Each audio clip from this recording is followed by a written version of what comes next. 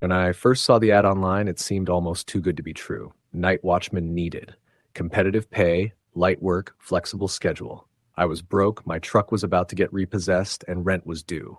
So I called the number. The man who answered had a deep, gravelly voice and spoke in short sentences. He didn't ask many questions, just my name, whether I had any felonies, and if I could work nights without falling asleep. That was it. He told me to come by the next evening to Red Bluff Storage, located just off an old country highway outside a dying Nebraska town I had barely even heard of. The building didn't look like much when I got there, just a low concrete structure with a fading red sign and rows upon rows of rusting roll-up doors. The parking lot was cracked and overgrown in places, and there were no other cars when I pulled in, just a beat-up golf cart parked beside a shipping container. An older man stepped out of the small office when I got out of my truck. He was tall and wiry, wearing a wrinkled uniform with a name tag that read, Gus. His face was leathery, like he'd spent years squinting into the sun. He didn't smile, just gave me a firm nod. "You're the new night guy?" "Yeah, I'm Jason." He didn't offer to shake my hand, just turned and motioned for me to follow him into the office. The inside smelled like stale, coffee and oil. A tiny desk fan in the corner. There were 5 ancient monitors on the wall showing grainy black and white feeds of the storage units. "This place doesn't get much traffic after dark," Gus said, "but it needs someone here. Always. Watch the monitors. Do a round every hour. Don't fall asleep. And most importantly, follow the rules." I raised an eyebrow. "Rules?" He handed me a laminated sheet. It had 8 rules written in plain type, each one underlined. 1. Do not enter Unit 14A. Ever. 2. If you see someone standing still in the lot for longer than 5 minutes, call my number immediately. Do not approach them. 3. From 2:33 a.m. to 2:47 a.m., stay inside the office with the door locked. 4. If you hear knocking from inside any unit after midnight, ignore it, no matter what it says. 5. Don't let anyone in after 11:30 p.m., even if they claim to be tenants. 6. If a unit door is open and no one is around, close it and mark it in the log, but only if it's before 3 a.m. 7. If the power cuts out, stay very still and close your eyes until it comes back. 8. Never mention Unit 14A over the radio. I read them twice, then looked up. "Is this some kind of joke?" Gus didn't blink. "You'll find out soon enough. You follow these rules, and you'll be fine. Disregard them." He trailed off, eyes narrowing like he was remembering something. "Well, just don't." I wanted to ask more, but something in his tone stopped me. Instead, he gave me a key ring, pointed to the microwave where I could heat up food, and told me he'd be back in the morning at 6 sharp. As he drove away in the golf cart, I sat alone in the office, the monitors flickering softly. I was unsettled, but I brushed it off. Maybe he was just an old guy with too much imagination. Or maybe it was a hazing ritual for new hires. Either way, the pay was solid and I needed the money. The first hour was uneventful. I walked the rows of units, flashlight in hand, the gravel crunching under my boots. The place was dead silent, the only sounds being the hum of insects and distant rustling of wind through the chain-link fence. A raccoon skittered past once, but that was it. By 11 p.m., I was back in the office watching the screens. A few moths danced near the security lights. One of the cameras flickered, camera 3, then returned to normal. Nothing out of place. I was starting to feel a little more relaxed. Then at 11:26 p.m., I noticed a figure approaching the front gate.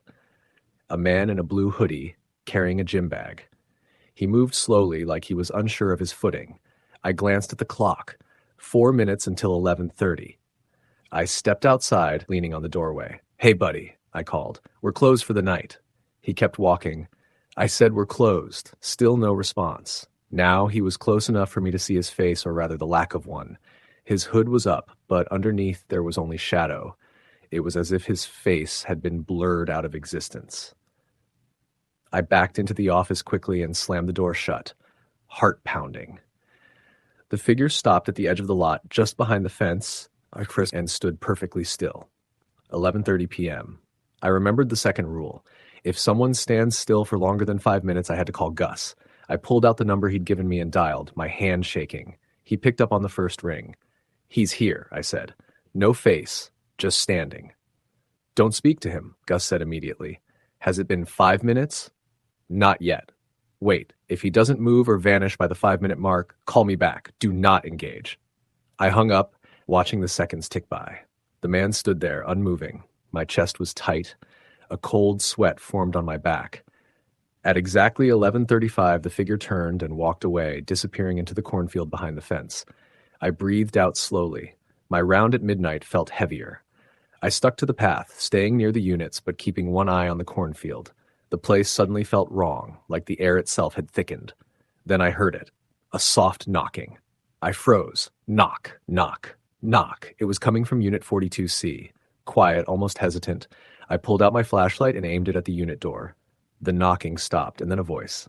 Please, it's so cold in here. Please, Jason, open the door. I stumbled backward. My name. It said my name. Help me, Jason. I'm trapped. I checked my phone, 12:17 a.m., well past midnight.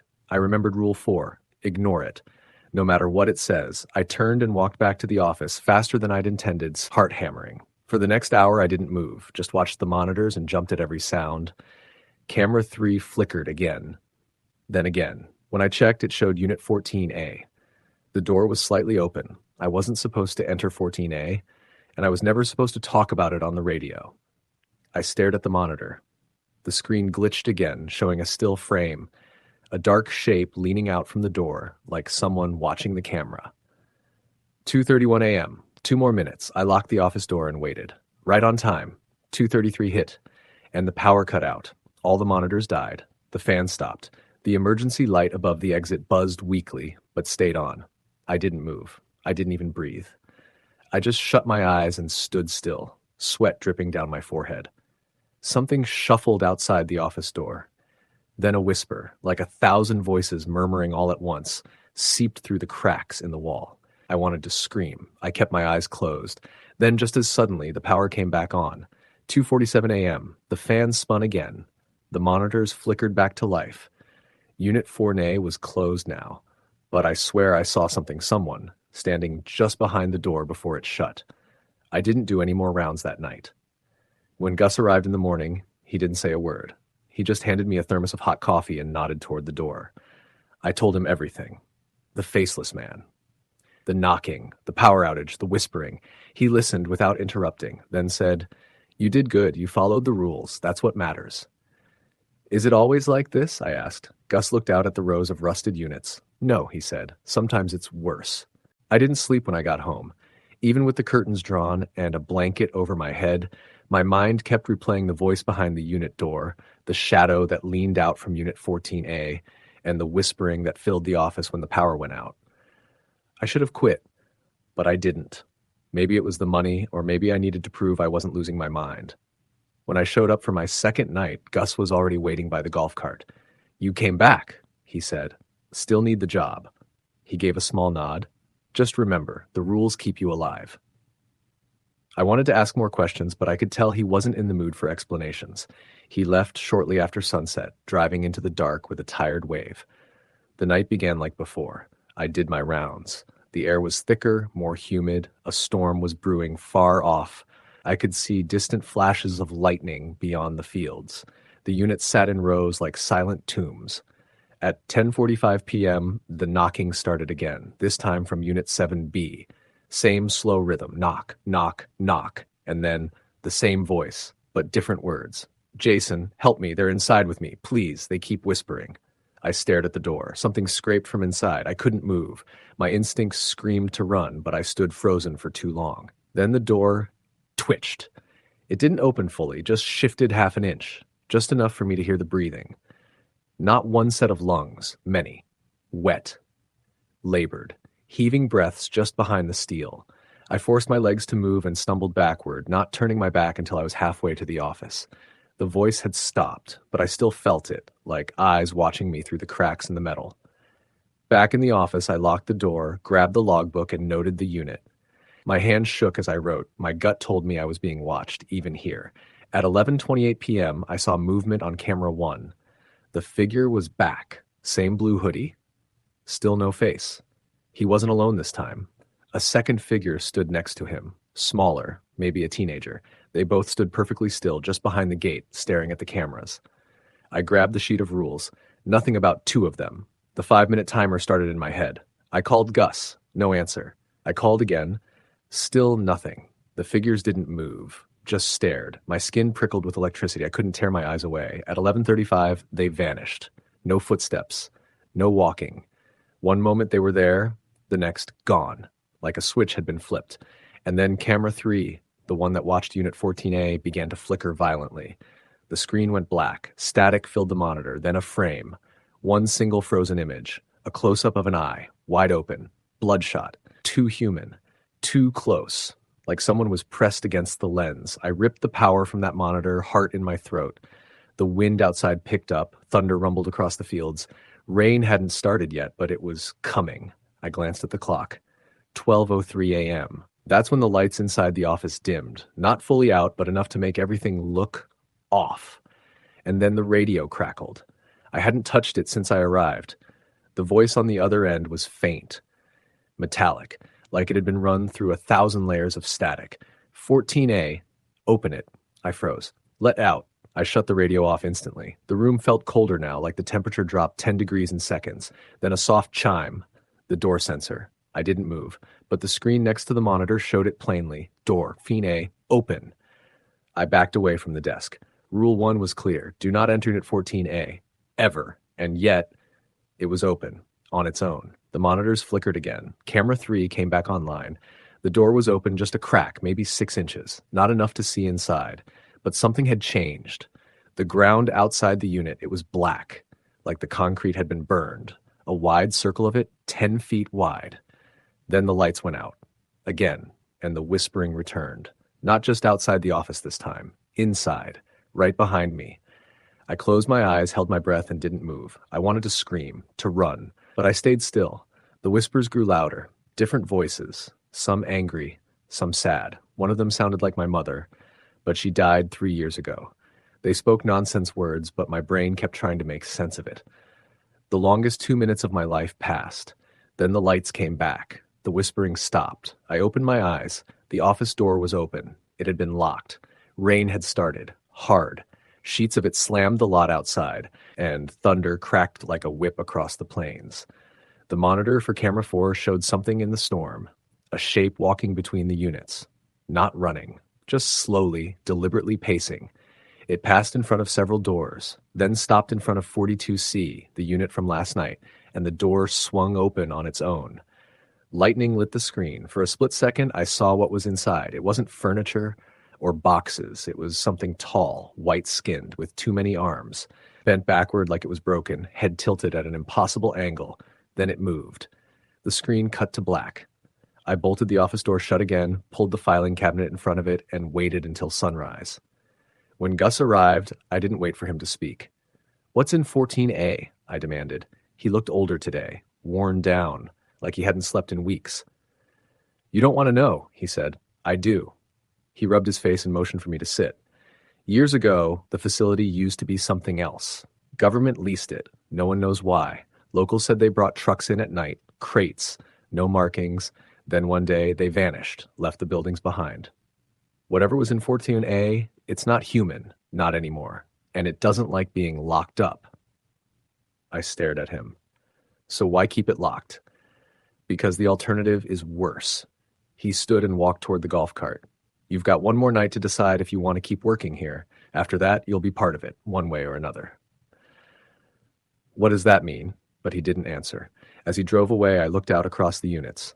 Rain had stopped. The lot was still. But every door, every single one, was marked with a smear of black ash. And Unit 14A, its door was open again. I didn't go home after my second shift. I just sat in my truck, engine off, watching the sun climb slowly over the rusted rooftops of Red Bluff Storage. My hands trembled the entire time. Every few seconds, I glanced in the mirror, half expecting to see something crawl out of the back seat. I should have left.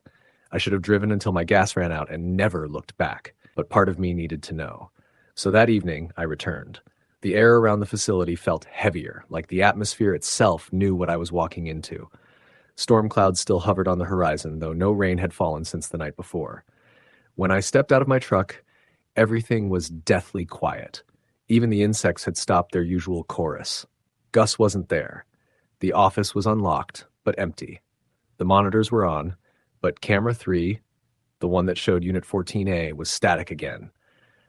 I didn't bother calling him this time. I figured I wouldn't get an answer.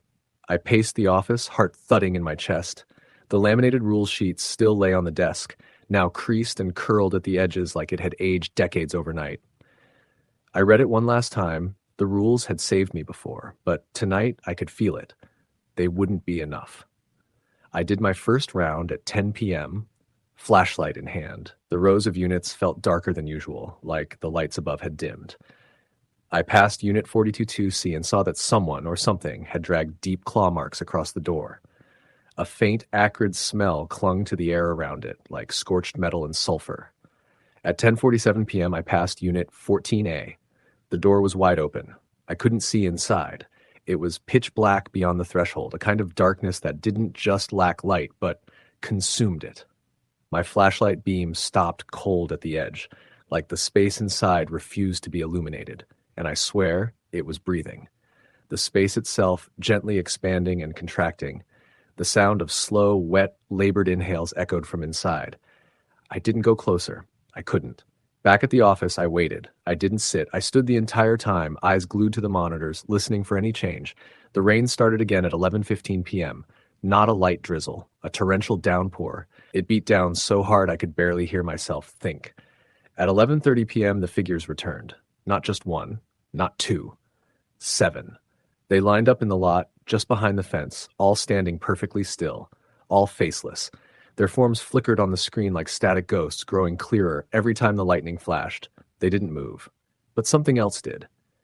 A unit door, Unit 32B, opened slowly on its own.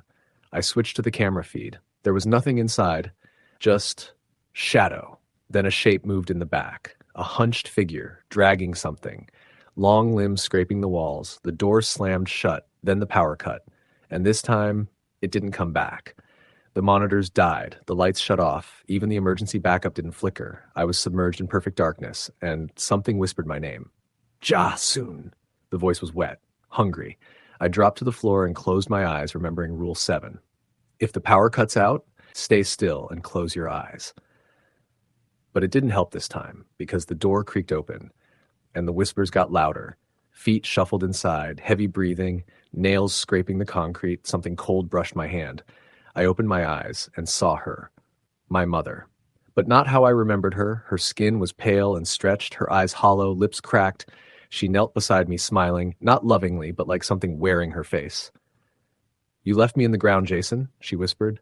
You never said goodbye. I turned my head away. You're not real. She leaned closer, her skin splitting as she moved. Neither is this place. I blacked out. When I opened my eyes, I was no longer in the office. I was standing in front of Unit 14A. The door was wide open. Inside was total darkness, but something was waiting for me, and I felt it pulling. I stepped forward, one step, then another. Something in the dark moved toward me. Not walking, gliding. It didn't make noise when it didn't breathe, but it radiated a pressure so heavy I dropped to my knees. I tried to speak, but my mouth filled with thick, warm fluid. It spoke. Not in words, but in thoughts. Impressions. You see now. You belong to us, one way or another. The last thing I remember is a blinding flash of white heat, like lightning, struck the unit from inside. Then, silence. When I woke up, it was daylight. I was back in the office. The power was on. Everything was clean. No signs of what happened. No ash, no whispering, no open doors. The laminated rule sheet was gone. The monitor for camera 3 was working again, but Unit 14A was no longer listed. The unit numbers skipped from 13C to 15A. I stumbled outside, dazed, heart racing. The air was fresh, birds chirped, a soft wind moved through the cornfield, and Gus was waiting. He sat on the golf cart, arms crossed. You made it, he said. What the hell happened? He sighed, like he'd given this speech before. You survived your third night. That means it's part of you now. You'll see things for the rest of your life, hear them, feel them, but they can't take you anymore, not unless you go back in willingly. I stared at him. So that's it? I'm just cursed? You're protected, he said. In a way. I felt hollow, shaky. Why me? Because you followed the rules. Most don't. He drove away. I didn't go back the next night. I didn't pick up the paycheck. I left Nebraska the next morning, drove across the state line, and didn't stop until I hit Wyoming. But even now, Months later, I still hear the knocking. Always 3 times. Always around midnight. And sometimes when I pass an old building or a stretch of storage units on the edge of nowhere, I swear I can see a flicker in the camera feed. A shadow leaning out from the dark. Waiting. Because even if I left Red Bluff behind, something from inside came with me.